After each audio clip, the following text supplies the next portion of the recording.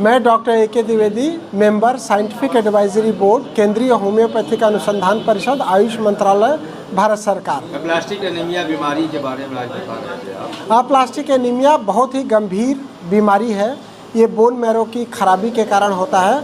हमारे शरीर में जो बोन मैरो होता है वो रक्त बनाता है, ब्लड बनाता है। ब्लड में 3 तरह की सेल होती है, आरबीसी, डब्ल्यूबीसी और प्लेटलेट। लोग साधारण भाषा में एनीमिया को केवल इतना जानते हैं कि हीमोग्लोबिन की कमी। जिनको अप्लास्टिक एनीमिया हो जाता है उनके शरीर में हीमोग्लोबिन कम हो जाता है, प्लेटलेट्स कम हो जाता है, आरबीसी कम हो जाता है, डब्ल्यूबीसी कम हो जाता है। जब तीनों सेल्स कम हो जाता है तो उसको पैनसाइटोपेनिया बोलते हैं। ये बोन मैरो की अत्यंत गंभीर तरह की बीमारी होती है। इसमें मरीज को बार बार ब्लड और प्लेटलेट्स लगाना पड़ता है। अगर शरीर में खून नहीं रहेगा तो शरीर काम नहीं कर पाएगा। प्लेटलेट्स नहीं रहेगा तो किसी भी अंग से ब्लीडिंग हो सकती है। नाक से, मुंह से, थूक से, स्टूल में, यूरिन में ब्लीडिंग हो सकती है। मेंसेस प्रोलॉन्ग हो सकता है। मैं होम्योपैथी चिकित्सा द्वारा जो अप्लास्टिक एनीमिया के मरीजों का इलाज कर रहा हूँ उसमें लोगों को काफ़ी राहत मिल रही है। काफ़ी सारे मरीज होम्योपैथी ट्रीटमेंट से पूरी तरह से नॉर्मल हो चुके हैं। उनको अब ब्लड चढ़ाने की ज़रूरत नहीं पड़ती है। अब कोई भी दवाई भी खाने की ज़रूरत नहीं पड़ती है। मैंने इसके लिए पत्र लिखा था सरकार को कि अप्लास्टिक एनीमिया को भी गंभीर बीमारी की श्रेणी में लिया जाए।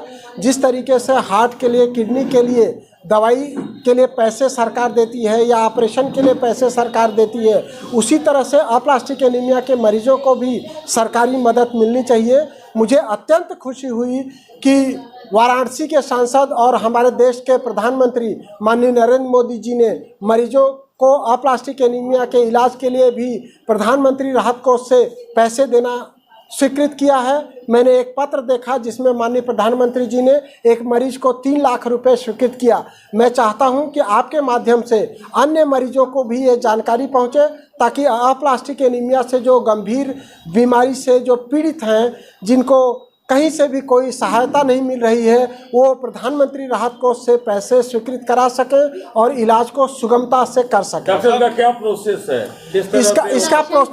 इसका प्रोसेस बहुत ही सामान्य है। जो भी मरीज है उसको अपने क्षेत्रीय विधायक या क्षेत्रीय सांसद से प्रधानमंत्री राहत कोष के लिए लेटर कलेक्टर के माध्यम से सीएम ऑफिस में भेजवाना रहता है। सीएम ऑफिस में एक सेल है, वहाँ से पैसे सेंक्शन होते हैं। केंद्र सरकार को भी डायरेक्ट भेज सकते हैं।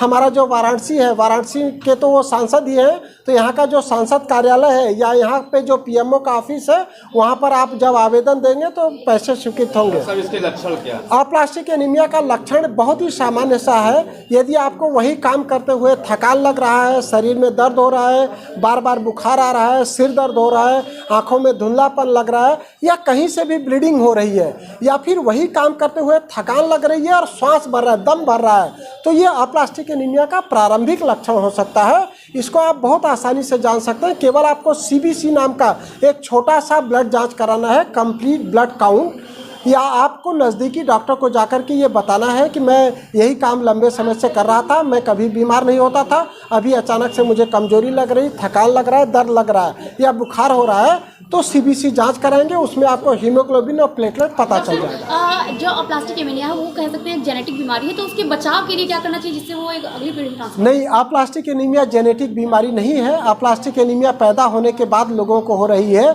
या तो कैंसर के मरीजों को जो ऑपरेशन और कीमोथेरापी कराते हैं या रेडियोथेरापी कराते हैं, उसके बतौर साइड इफ़ेक्ट हो रही है, या फिर हम लोग जो केमिकल फर्टिलाइजर युक्त तो फल और सब्जियों का सेवन कर रहे हैं उससे हो रही है। जेनेटिक बीमारी कम लोगों में ही देखने को मिल रही है। मैं 27 साल से इस बीमारी पे काम कर रहा हूँ, तो आप ये मान लीजिए कि हर साल मैं 1500-1700 नए मरीज देखता हूँ।